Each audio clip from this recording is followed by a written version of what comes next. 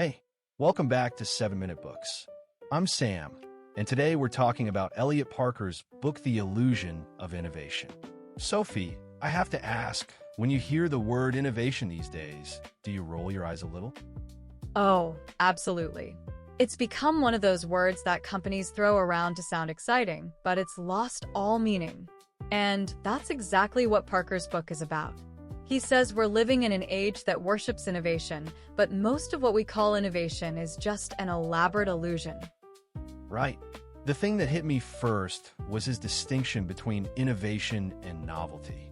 A new smartphone with a slightly better camera? That's new, but it's not innovative. It's an incremental improvement on something that already exists. Exactly. He says true innovation involves a fundamental shift in how we think about a problem. The automobile was innovative. The smartphone was innovative. But the 23rd version of either is just iteration dressed up in innovation language. And part of the problem is our cultural obsession with disruption. We love the story of the lone genius in a garage who changes the world overnight. But Parker argues that's mostly a myth. Real innovation comes from teams building on decades of prior knowledge. Yeah, the garage story is a comforting fiction. It makes innovation seem accessible to anyone with a good idea, but it obscures the messy, collaborative, incremental reality of how progress actually happens. And then there's the way we measure innovation. Patents filed, R&D spending, new products launched. But Parker points out that patents are often filed for defensive purposes, and many are never commercialized. R&D spending can be wasted. New products are often just rebranded old ones. We count what's easy to count, and then we mistake those numbers for evidence of innovation.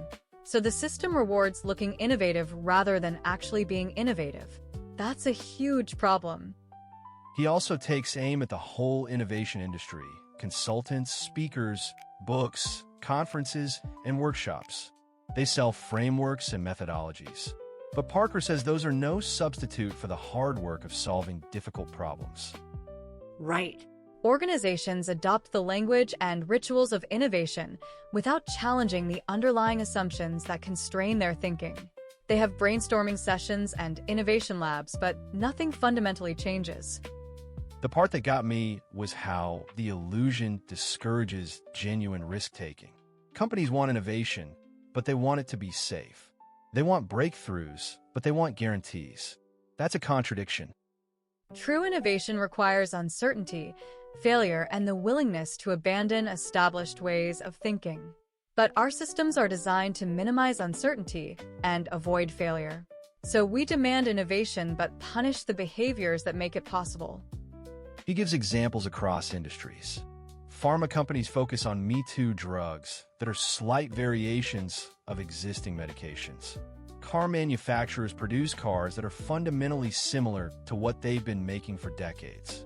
Tech startups boast about disruption while building copies of existing platforms. The pattern is consistent. The language of innovation is everywhere, but the reality is much more modest. And then Parker gets into the role of leadership. He says many leaders aren't actually interested in innovation. They're interested in growth, market share, stock prices. Innovation is useful as a narrative to signal forward thinking. But when it threatens existing power structures or requires investment without immediate returns, leaders lose enthusiasm. The CEO who talks about innovation at the shareholder meeting might kill a promising project because it doesn't fit the quarterly budget. That disconnect between rhetoric and reality is not accidental. It's a feature of systems that prioritize short-term results over long-term transformation. But Parker is not cynical. He offers a framework for distinguishing genuine innovation from illusion. Okay, so what are the 3 characteristics of genuine innovation? First, it involves a fundamental rethinking of assumptions. It questions the existing paradigm rather than taking it for granted. Second, it creates value that wasn't previously possible. It opens up new possibilities rather than just improving existing ones. And third, it requires significant investment of time, resources, and intellectual energy. No quick fixes. And then he gives practical advice. The first step is to stop pretending innovation is easy. Acknowledge that true breakthroughs are rare and most efforts will fail. That honesty is liberating. The second step is to create space for genuine exploration. Protect resources for long-term projects, tolerate failure, resist the demand for immediate results. Value depth over breadth, quality over quantity. Third is intellectual humility. One of the biggest barriers to innovation is the belief that we already know what we need to know. Organizations get trapped by their own expertise.